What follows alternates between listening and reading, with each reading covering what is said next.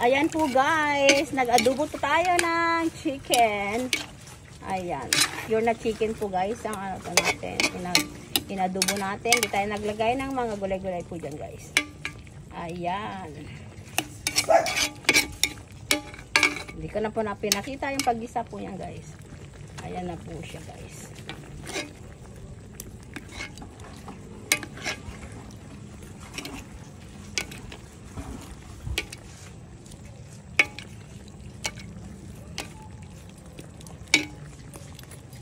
Ayan po guys, ang ating dinner. Ayan po.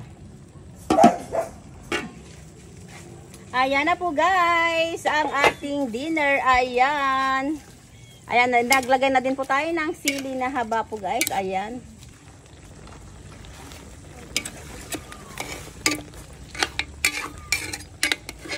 Ayan na po guys, ang ating dinner. Ayan po guys, adobong manok po guys. Ayan, hindi na po natin yung pinatuyuan ng sabaw kasi po may ano. Gusto ng mga bata na may sabaw po guys. Ayan.